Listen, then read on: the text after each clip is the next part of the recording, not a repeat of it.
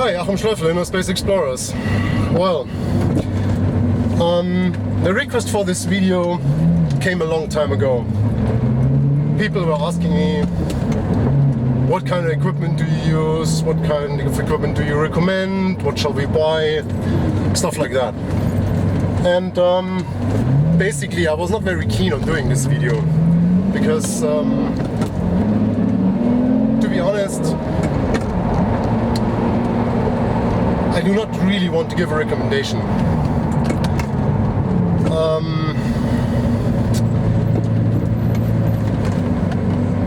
Anyway, the request was there. Frequently people keep sending me emails, and so I said, okay, I'm gonna do it. And then I started like, okay, where and how? So my first idea was going in my basement, that all of you know meanwhile, and do it with the equipment.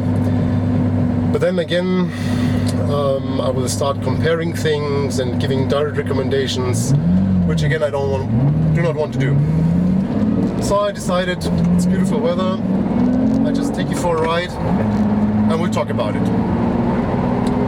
So talking about gear, I want to be clear on something.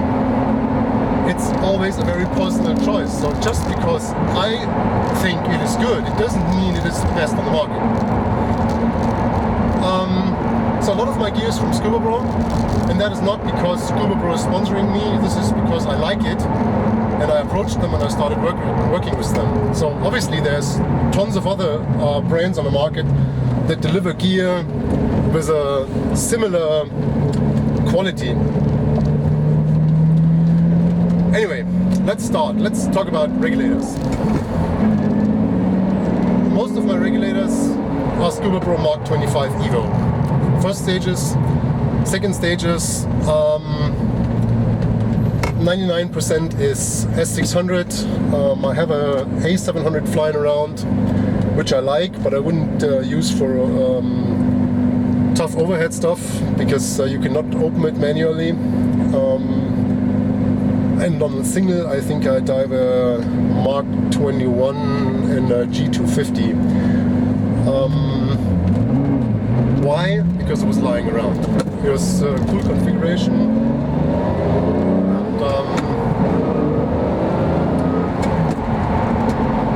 it's a great regulator, full stop. I think the more important part than the brand is the style of regulator. So fact is, all my regulators are piston regulators, and that may wonder a lot of people because they think, well, the guy is living in Germany, he's cold water, freezing regulators, so why is he not diving in diaphragm first stage? Well, in fact, regulators do not freeze because they're piston or diaphragm.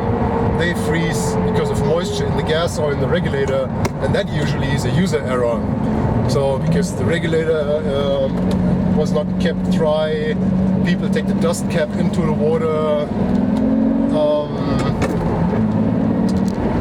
people breathe the second stage in minus degrees outside of the water, and moisture is in the second stage, things like that. In fact, the piston-driven first stage has less moving parts. The pressure goes directly on these parts, not through the diaphragm. So breathing, the work of breathing will always be better than on a diaphragm one. The breathing characteristic is more direct.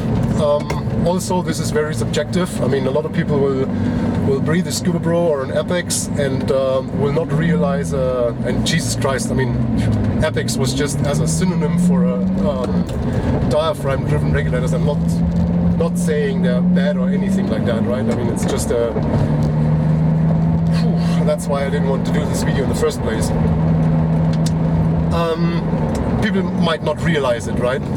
But I feel that there is a difference, and this is why I prefer the piston-driven stages. The other thing is that if I go a bit deeper, cold water, I always have helium in the mix, and as soon as you have 25-30% helium in the mix, you basically cannot freeze the regulator. It's physically just not possible, and it doesn't happen. And in fact, I cannot remember the last frozen regulator I had ever. Must be 20 years or more. So yeah, Mark 25 stages, and one of the main reasons for these Mark 25 stages is also that the hose configuration that we dive, that I have described in a couple of videos, is based on this type of first stage, Mark 10, Mark 20, Mark 25, or similar. So it's just a perfect fit. So what else? Backplates. Backplates are all the same. It basically doesn't matter. I have some flying around from Hellstone, I have some Scuba Pros, I have some Dirzones, some no-brand backplates.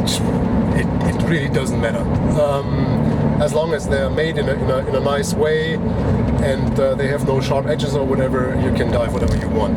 I mean, important is that the slots and the holes are all the same distance, so there's a standard for the distance between the bolts on a set of doubles, which is 28 centimeters, 280 millimeters. That should be equal, so you can interchange, but everything else, it doesn't matter. One nice feature on the backplate, the lower edges that would be around your kidneys, they should be bent backwards. That's important, or at least that's a detail that I'm looking for when I'm taking a new one. An interesting thing when we talk about backplates is the storage pack. The storage pack for your lift bag, there's one brand that managed to get it right, and that's Hellstone.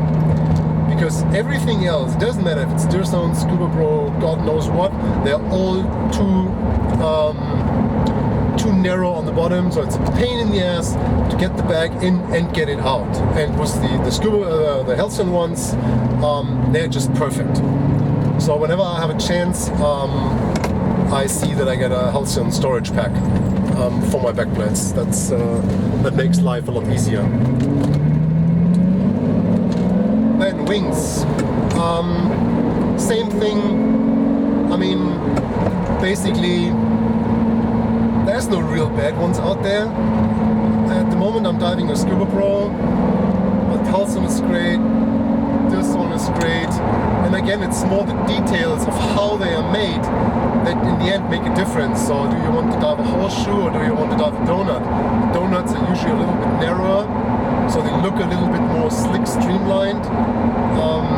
On the other hand, if you dive a little bit shorter tanks, the donuts sometimes interfere and the tanks end up standing on the wing material, which actually makes it break, while on a horseshoe that doesn't happen. On the other hand, the horseshoe is a little bit wider, so pretty much personal choice. Important is that they're not too big. I mean, the time where people tend to buy these oversized wings is kind of over. I haven't seen that for a long time, but that's important. To take a small one, like 40 lips, 22 kilos is all you need for a double 12 setup with 2 or 3 stages. As long as you do not dive overweighted steel tanks and you follow the concept of a streamlined setup. But that's it.